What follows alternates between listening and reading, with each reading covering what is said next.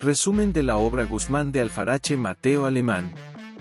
La vida de Guzmán de Alfarache se presenta desde el inicio como un ejemplo moral construido a partir de la confesión y la memoria.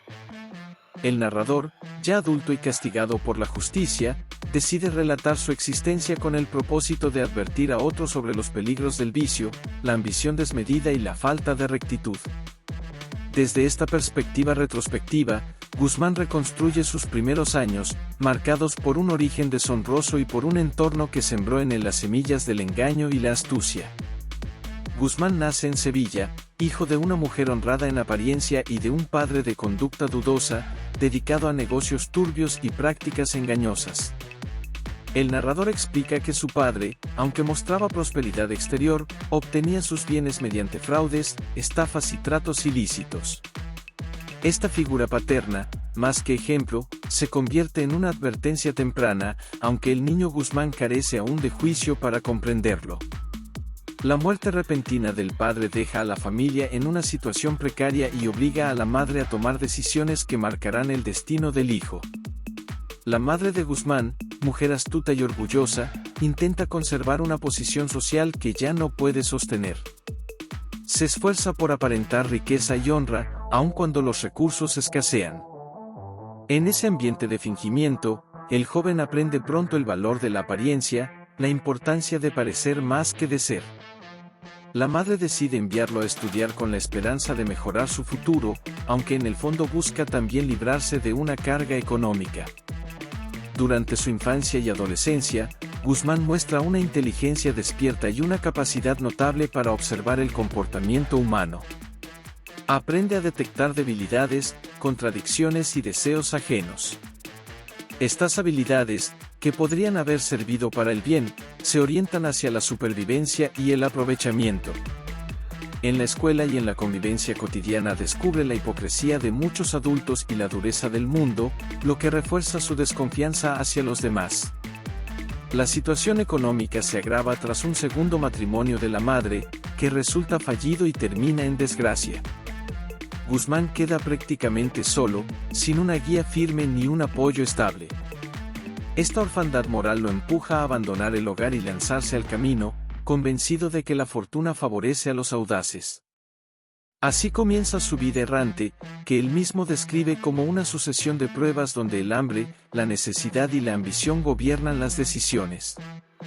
En su primer viaje, Guzmán se enfrenta a la dureza del mundo exterior. La pobreza lo obliga a mendigar y a recurrir a pequeños engaños para subsistir. Pronto comprende que la compasión ajena es limitada y que la astucia suele rendir mejores frutos que la honestidad. Estas primeras experiencias consolidan una visión pesimista de la sociedad, en la que cada cual busca su propio beneficio. El narrador adulto interrumpe el relato en varias ocasiones para reflexionar sobre estos hechos. Advierte que el origen no determina el destino, aunque reconoce que un mal ejemplo temprano inclina el ánimo hacia el error. Estas digresiones morales, características de la obra, convierten la autobiografía en un tratado sobre la conducta humana, donde cada episodio sirve como lección.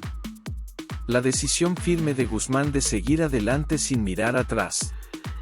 Cree que el ingenio y la audacia bastarán para abrirle camino en el mundo.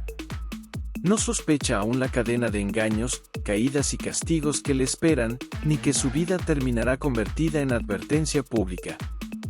Así queda trazado el punto de partida de un personaje complejo, formado entre la necesidad y la reflexión tardía, cuya historia se desarrollará como un espejo crítico de la sociedad de su tiempo. Tras abandonar su hogar, Guzmán de Alfarache se adentra en el mundo con la determinación de forjar su fortuna lejos de la pobreza que marcó su infancia. Su camino lo conduce primero a Madrid, ciudad que él imagina como espacio de oportunidades, abundancia y ascenso social. La realidad, no obstante, se revela dura y engañosa. La capital aparece como un lugar donde la miseria convive con el esplendor, y donde el ingenio se convierte en arma imprescindible para sobrevivir. Guzmán llega sin recursos y pronto se enfrenta al hambre. En las calles aprende a observar con atención los movimientos de los demás, a distinguir a los ingenuos de los desconfiados, y a adaptar su conducta según la ocasión. Durante este periodo, sirve a varios amos, cada uno de los cuales representa un vicio o una debilidad humana. Algunos son avaros, otros soberbios, otros crueles o hipócritas. Guzmán describe estas experiencias con ironía amarga, destacando cómo quienes aparentan virtud suelen ocultar conductas reprobables. Uno de sus primeros servicios lo coloca al lado de un amo mezquino que lo explota sin piedad. Guzmán cumple sus tareas con diligencia, aunque aprende que el trabajo honrado rara vez recibe recompensa justa. Esta constatación fortalece su inclinación hacia el engaño. Poco a poco comienza a apropiarse de pequeñas cantidades de dinero y a justificar sus actos como respuesta a la injusticia sufrida. El narrador adulto reflexiona sobre este punto y señala que la primera falta abre el camino a muchas más.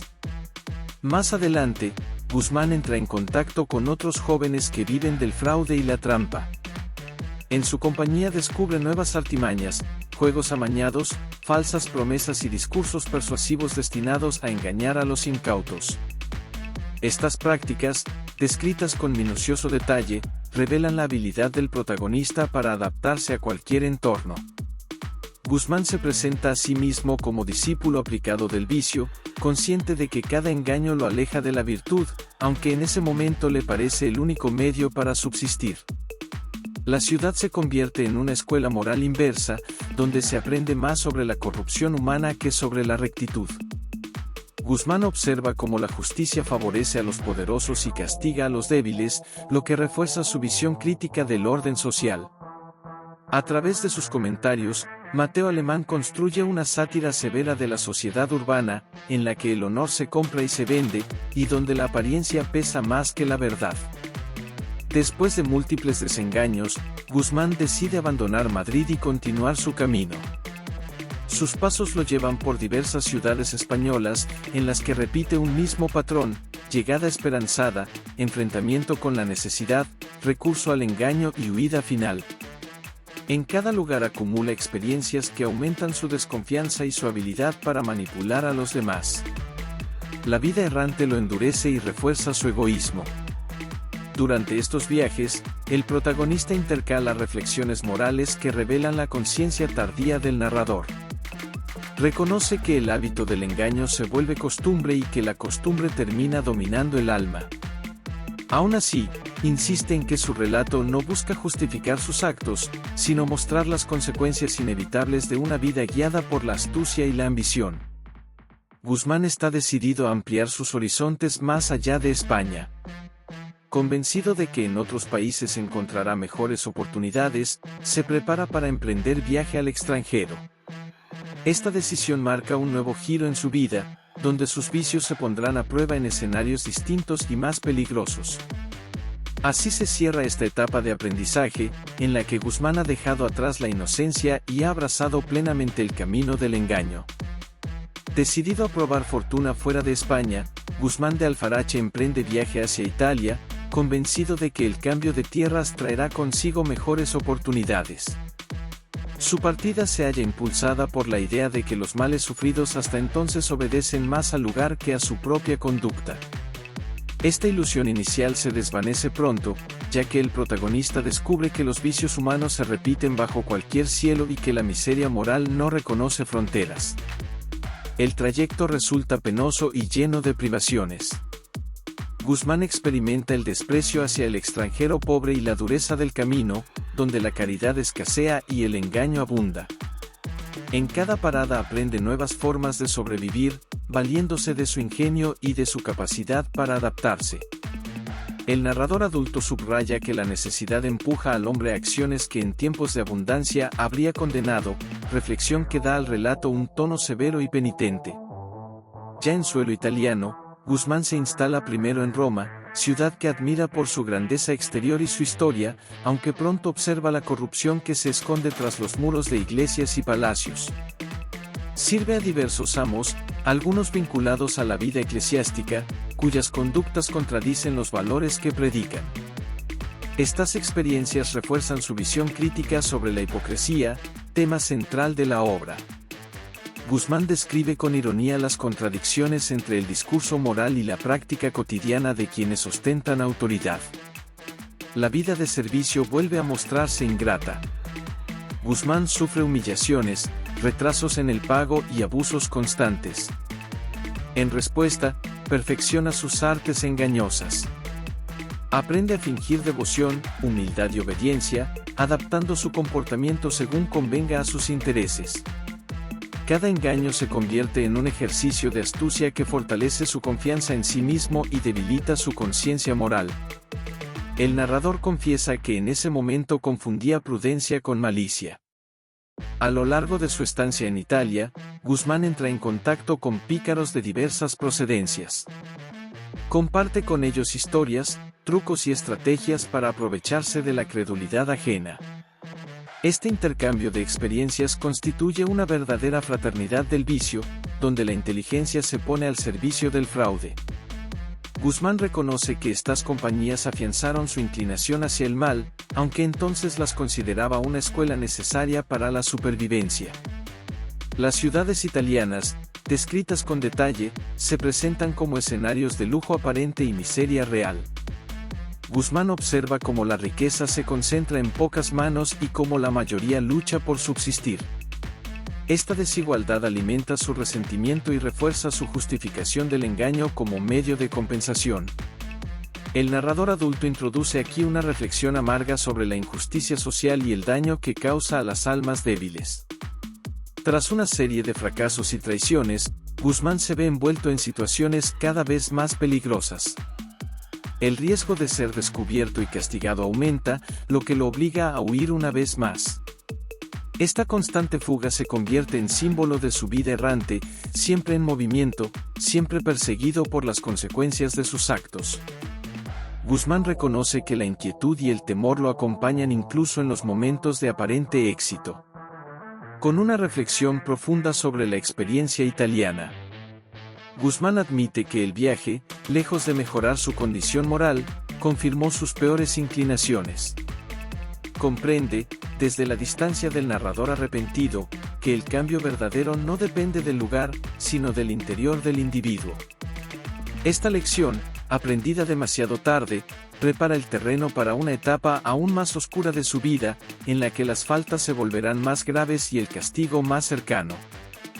Tras su experiencia en Italia, Guzmán de Alfarache continúa su vida errante con el ánimo endurecido y la conciencia cada vez más enturbiada. El regreso a tierras españolas no trae consigo alivio alguno. Por el contrario, las faltas cometidas y los hábitos adquiridos se manifiestan con mayor fuerza, empujándolo hacia situaciones más graves y comprometedores. Guzmán ya no actúa solo movido por la necesidad, sino por una inclinación arraigada al engaño y a la ventaja fácil. En esta etapa, el protagonista se involucra en fraudes de mayor alcance.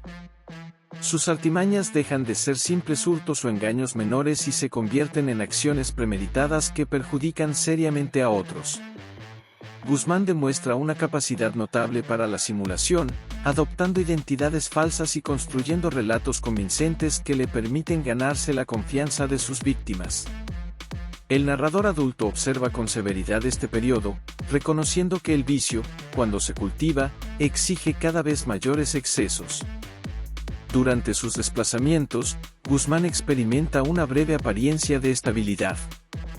Cree haber alcanzado cierta seguridad económica y social, aunque ésta se basa en mentiras frágiles. La tranquilidad aparente se ve interrumpida por la sospecha constante y el temor a ser descubierto. Vive en una tensión permanente que revela el precio psicológico del engaño. La obra subraya cómo la falta de rectitud priva al individuo de verdadera paz. Guzmán entra en contacto con personajes igualmente corrompidos, con quienes establece alianzas temporales. Estas relaciones, fundadas en el interés y la desconfianza mutua, terminan casi siempre en traición. Cada traición refuerza su visión amarga de la humanidad y justifica, a sus ojos, su propia conducta. El narrador aprovecha estos episodios para reflexionar sobre la falsedad de las amistades basadas en el provecho. El punto de inflexión del capítulo llega cuando Guzmán se ve implicado en delitos que llaman la atención de la justicia. La habilidad que durante años lo había protegido comienza a fallar. Errores menores, descuidos y la intervención de terceros precipitan su caída. Guzmán es finalmente apresado y sometido a juicio. El impacto de la prisión marca un cambio significativo en el tono del relato, que se vuelve más grave y reflexivo. El encarcelamiento confronta a Guzmán con la realidad de sus actos. Privado de libertad, experimenta el desprecio social y la dureza del castigo. La cárcel se presenta como espacio de sufrimiento físico y moral, donde conviven delincuentes de toda clase. Guzmán observa este entorno como un reflejo extremo de la corrupción humana, aunque reconoce su propia pertenencia a ese mundo. El narrador adulto introduce aquí una meditación profunda sobre la justicia divina y humana. Durante su reclusión, Guzmán comienza a cuestionar su vida pasada con mayor sinceridad. Por primera vez, la reflexión no surge solo como discurso moral, sino como experiencia interior. Reconoce que sus desgracias no son fruto exclusivo de la mala fortuna o de la injusticia social, sino consecuencia directa de sus decisiones. Este reconocimiento marca el inicio de un arrepentimiento todavía frágil, aunque significativo. Con Guzmán enfrentado a la incertidumbre de su futuro. Aún no alcanza una verdadera redención, aunque el castigo ha sembrado en él la semilla del cambio. El lector percibe que la historia se aproxima a su desenlace moral, donde el sufrimiento adquirirá un sentido didáctico. Así, esta etapa representa el tránsito de la astucia orgullosa hacia la conciencia dolorosa, preparando el camino para la reflexión final que dará cierre a su vida narrada. La etapa final de la vida de Guzmán de Alfarache se desarrolla bajo el signo del castigo y la reflexión profunda. Tras haber experimentado la pérdida de la libertad, el protagonista se enfrenta al balance definitivo de su existencia. La narración adquiere un tono más grave y meditativo, en el que la acción cede espacio al examen de conciencia. Guzmán, ya lejos del joven astuto y ambicioso de los primeros capítulos, se presenta como un hombre marcado por el sufrimiento y la desilusión. En la cárcel, el tiempo se convierte en aliado de la reflexión. Aislado del mundo y privado de los recursos que antes le permitían sobrevivir mediante el engaño, Guzmán se ve obligado a mirar hacia su interior. El narrador insiste en que el castigo no solo actúa sobre el cuerpo, sino también sobre el alma. Cada recuerdo de su pasado, cada engaño cometido, regresa ahora con fuerza, acompañado de un sentimiento de vergüenza y pesar. Guzmán reconoce que durante años confundió la astucia con la prudencia y la supervivencia con el derecho a dañar a otros. Esta confesión constituye el núcleo moral de la obra. El protagonista admite que su vida fue una cadena de elecciones equivocadas, sostenidas por la soberbia y el deseo de ascenso rápido. La pobreza inicial, que tantas veces utilizó como justificación, aparece ahora como circunstancia agravada por su falta de rectitud. El arrepentimiento, no obstante, no se presenta como una conversión inmediata ni fácil. Guzmán describe las dudas, las recaídas del pensamiento y la tentación de culpar a otros por su desgracia. El proceso de cambio se muestra lento y doloroso, lo que refuerza su autenticidad. La obra subraya que la verdadera reforma del alma exige constancia y humildad, virtudes que el protagonista había despreciado durante su juventud. A través de extensas reflexiones, Guzmán amplía su experiencia personal hacia una crítica general de la sociedad. Señala los peligros de la educación deficiente, el mal ejemplo de los padres, la hipocresía social y la corrupción de las instituciones. Estas consideraciones convierten su historia en una advertencia dirigida al lector. Guzmán se presenta no como víctima excepcional, sino como resultado previsible de un mundo que premia la apariencia y castiga la virtud sincera. El sentido ejemplar del relato se refuerza cuando el narrador explica su intención al escribir estas memorias. No busca compasión ni indulgencia, sino ofrecer un espejo en el que otros puedan reconocer sus propios errores antes de que sea tarde. Guzmán insiste en que el conocimiento del mal solo tiene valor cuando conduce a la enmienda. De lo contrario, se convierte en mera curiosidad o entretenimiento vacío. Hacia el final, el protagonista acepta su condición y su destino con resignación serena. El castigo, lejos de ser negado, es asumido como consecuencia justa. Esta aceptación marca el punto culminante de su transformación moral. Guzmán comprende que la libertad auténtica no reside en el engaño ni en la astucia, sino en la rectitud del ánimo. Esta conclusión resume el mensaje central de la obra. El relato concluye con una advertencia directa al lector. Guzmán de Alfarache, convertido en ejemplo, cierra su historia reafirmando que el vicio conduce inevitablemente al dolor y que solo la reflexión temprana puede evitar el castigo. Su vida, narrada desde la experiencia amarga, queda así ofrecida como lección moral. De este modo, Mateo Alemán da forma a una obra que trasciende la biografía ficticia para convertirse en un profundo examen de la condición humana. Suscríbete a mi canal para subir más contenido. Gracias.